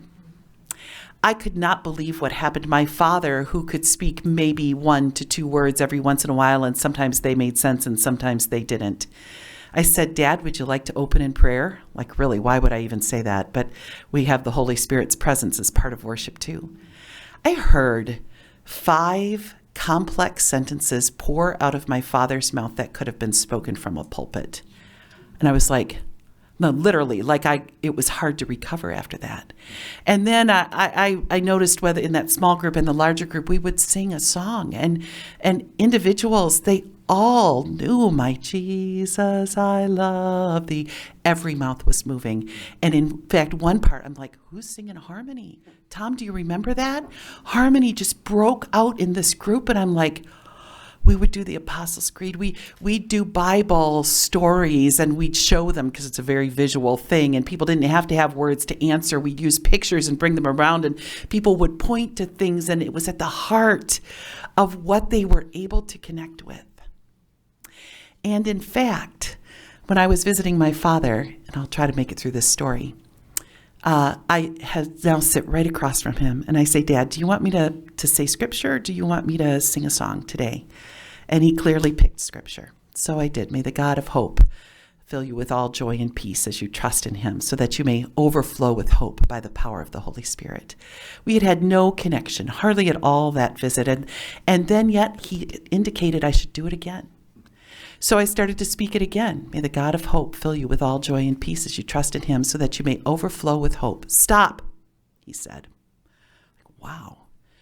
And he points to himself and he goes, "Hope for me."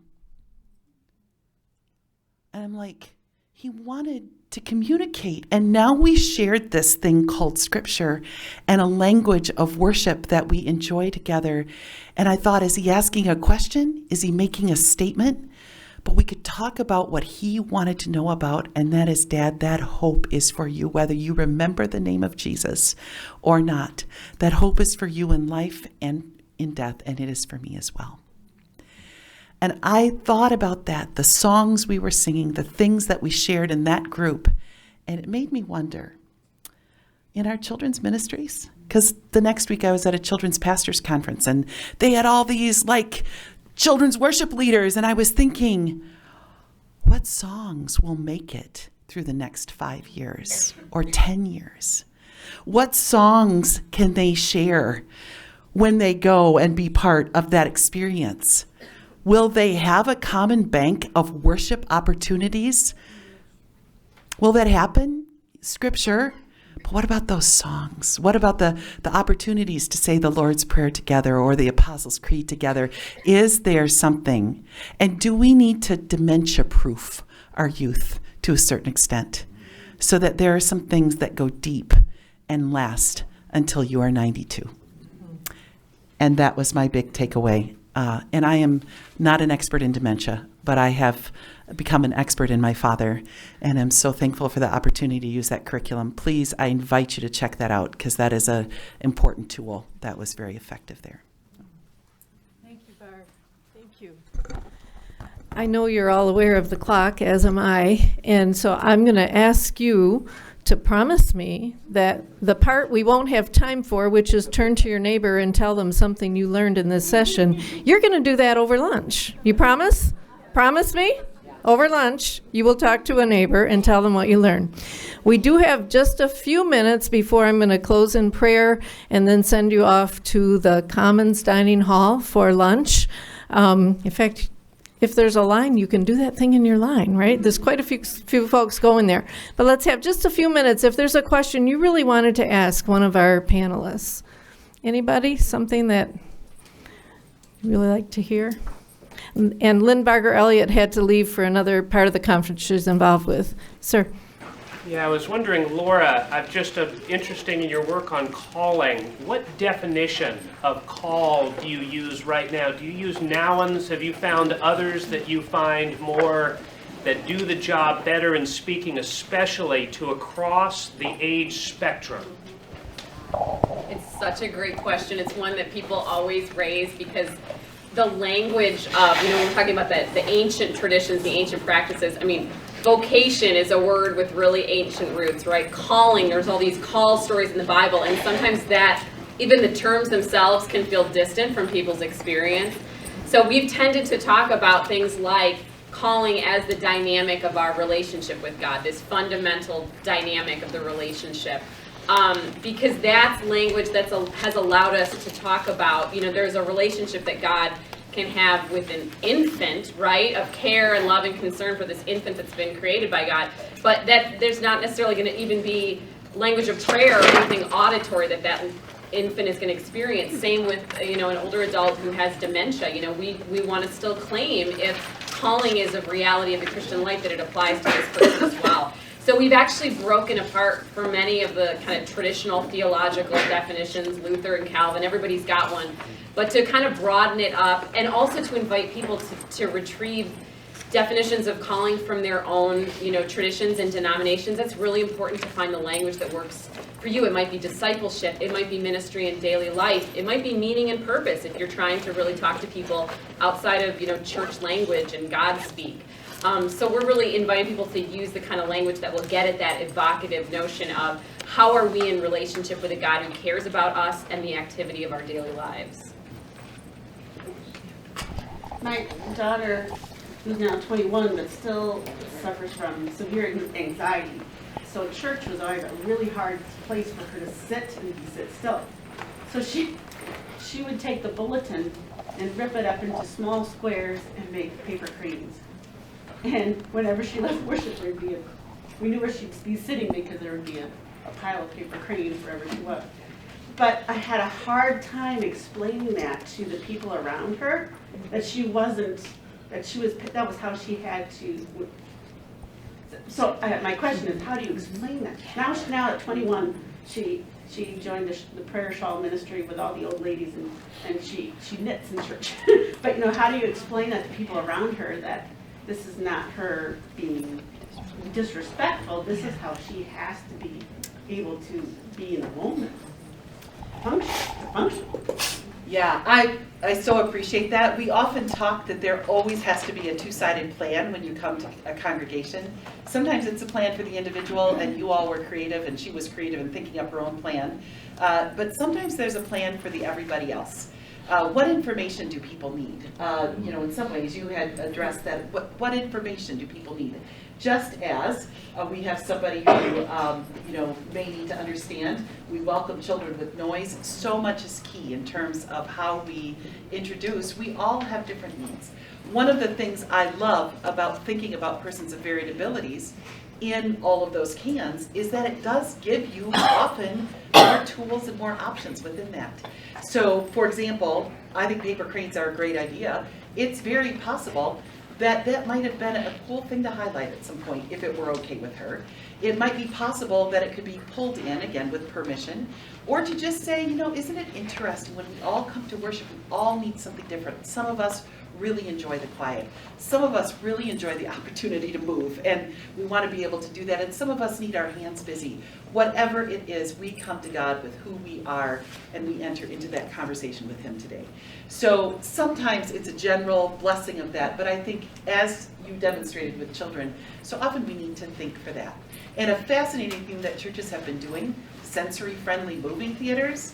Many are offering sensory-friendly worship options, so that it's not just plan A in the sanctuary, but there might be a plan option A in another place. So again, we're not saying, well, you have to go there if you have it. No, these are options. Some people prefer this setting, others prefer this. Let's build in those options. But does that help answer that?